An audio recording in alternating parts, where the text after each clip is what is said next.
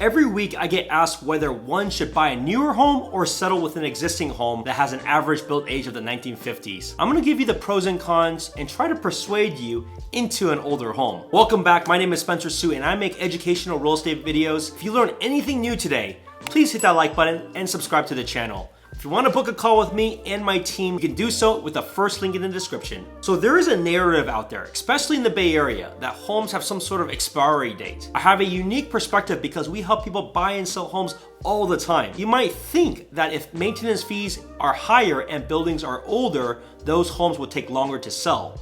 But in my experience, these older homes actually sell much faster. Let's break down why in today's video.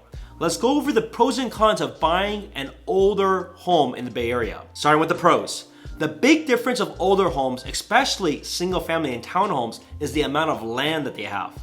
Back in the day, the zoning and density requirements of homes were completely different. As cities became more populated, the need for more housing became very clear, and so more homes are built more vertical these days. But also the amount of public parking space for guests also shrank significantly. This also means most of the homes that you will see that are newer tend to be 3 or even now 4 stories tall with a lot of stairs. Number 2, the quality of the building may actually be better in older homes. While the cosmetic finishes look nice today inside a newer place, the overall structure and material may not necessarily be better. The wood used in the past were significantly better than what it is today. To be fair, while insulation and energy efficiency is better for today's new buildings, most contractors can agree that the wood used today just quite frankly isn't the same kind of standard or quality as it was before. Lastly, older buildings are often in the better locations because they were built first. They're closer to desirable areas like downtown, major intersections, and they also tend to be where other homes are. The new homes tend to be from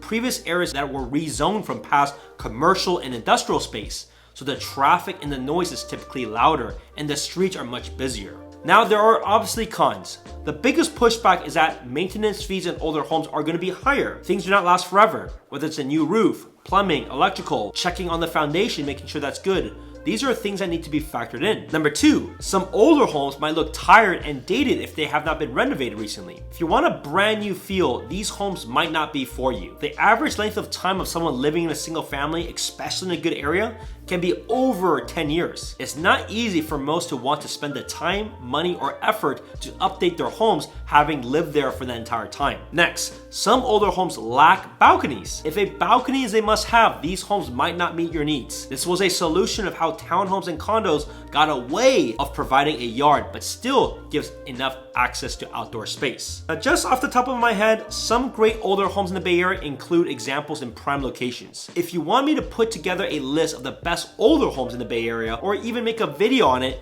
let me know. Now the question is, did I sway your opinion? Would you buy a home that's over 60 years old in the Bay Area? Let me know in the comments. My name is Spencer Su. Reach up below to go over a game plan together today.